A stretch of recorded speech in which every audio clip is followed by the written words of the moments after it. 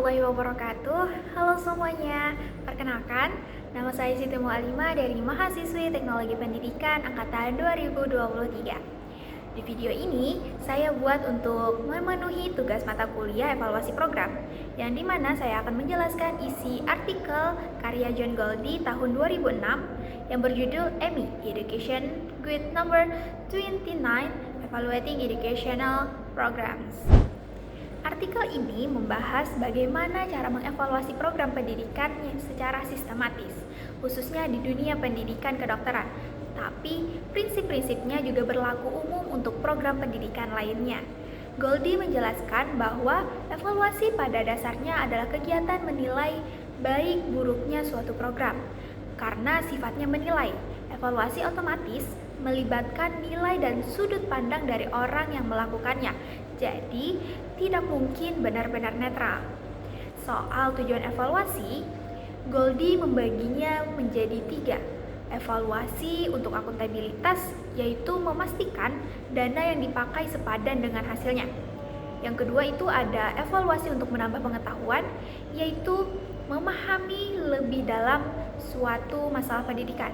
Dan yang ketiga itu evaluasi untuk pengembangan, yaitu memperkuat kapasitas program ke depan. Goldie juga menekankan pentingnya etika evaluator karena evaluator punya semacam kekuasaan. Penilainya bisa mempengaruhi reputasi dan bahkan nasib suatu program. Evaluator harus bersikap jujur, adil, dan tidak berpihak pada kepentingan tertentu saja.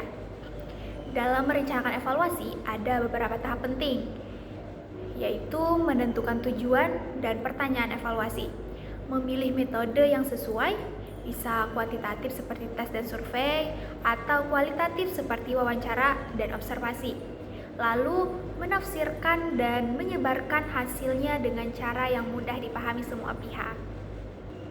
Terakhir, Goldie menjelaskan ada 6 pendekatan evaluasi, mulai dari yang fokus ke pencapaian tujuan, fokus ke kebutuhan manajemen, sampai yang melibatkan langsung peserta program dalam menentukan apa yang dinilai penting. Dari semua poin di artikel ini, menurut saya gagasan yang paling penting adalah bahwa evaluasi tidak boleh berhenti hanya di laporan di atas kertasnya saja.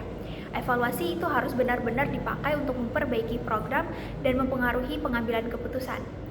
Goldie menjelaskan banyak evaluasi di masa lalu gagal karena hasilnya tidak pernah benar-benar dipakai oleh pengambilan keputusan, entah karena faktor politik, kepentingan tertentu, atau karena hasilnya disampaikan dengan cara yang sulit dipahami.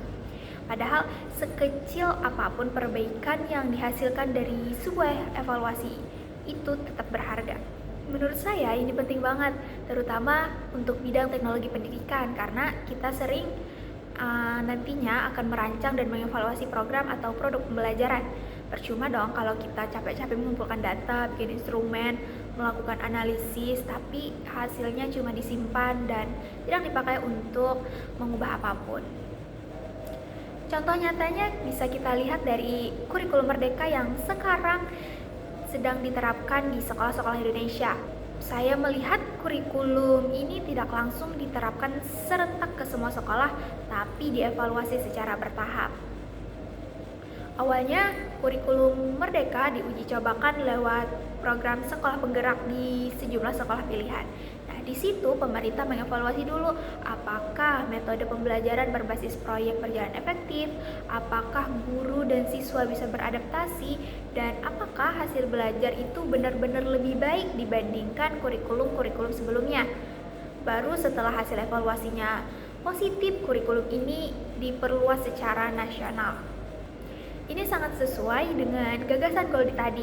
Hasil evaluasi sekolah penggerak benar-benar dipakai untuk mengambil keputusan, yaitu keputusan untuk memperluas kurikulum ini ke lebih banyak sekolah.